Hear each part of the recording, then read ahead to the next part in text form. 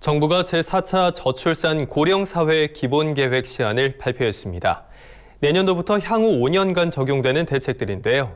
기존 1에서 3차 계획과는 달리 개인의 삶의 질을 높이는 데 초점을 맞춰 모든 세대가 함께 행복한 지속 가능한 사회를 만들겠다는 방침입니다.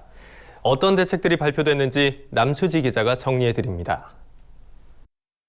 대통령 직속 저출산 고령사회위원회가 제4차 저출산 고령사회 기본계획 시안 공청회를 열었습니다.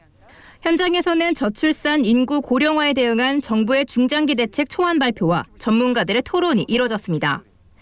이번 4차 기본계획은 개인 삶의 질을 높이는 데 초점이 맞춰져 있습니다. 삶의 질을 높여 출산을 장려하고 건강한 노후 생활을 할 수 있도록 하겠다는 겁니다. 개인의 노동력과 생산력으로 국가 발전을 도모하겠다는 지난 1에서 3차 기본 계획과는 달라진 관점입니다. 위원회는 먼저 저출산을 해결하기 위해 함께 일하고 함께 돌보는 사회를 조성하겠다고 밝혔습니다. 결혼과 출산이 부부 중 한 사람의 부담으로 귀결되지 않도록 일과 육아를 병행할 수 있는 환경을 만드는 데 힘쓰기로 했습니다.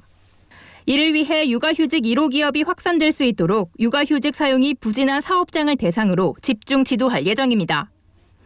또 돌봄 서비스의 질을 더욱 높여 지역 계층별 서비스 격차를 해소하기로 했습니다. 특히 농번기와 코로나19 사태로 돌봄 공백이 커지고 있는 농어촌에는 특례를 적용해 지역 격차 없는 교사 수급으로 통합 보육을 강화할 예정입니다. 교사대 아동 비율 적석성을 제고하고 지역 계층 서비스 격차 해소를 하겠습니다. 그리고 위기 상황에 따른 긴급 돌봄 가이드라인 개발 보급을 통해서 나홀로 아동들이 발생하지 않도록. 전문가들은 개인의 삶 위주로 관점을 바꾼 것이 긍정적인 변화의 첫걸음이라며 좋은 반응을 보였습니다.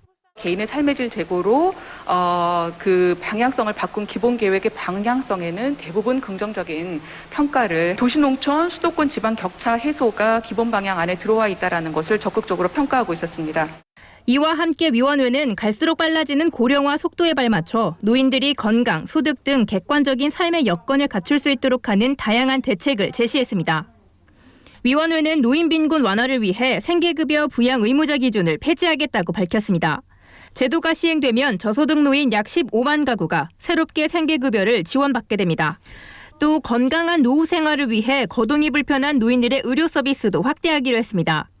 찾아가는 보건복지 서비스를 확대하기 위해 각 읍면동의 간호 인력을 오는 2023년까지 약 3,500명으로 증원할 계획입니다.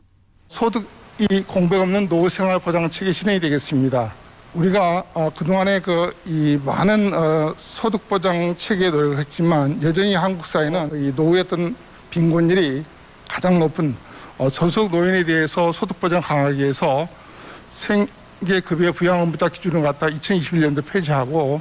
위원회는 이번 공청회에서 제시된 의견과 제안을 검토해 계획안을 추가 보완한 뒤 12월 중으로 최종 계획안을 발표할 예정이라고 밝혔습니다. MBS 뉴스 남수지입니다.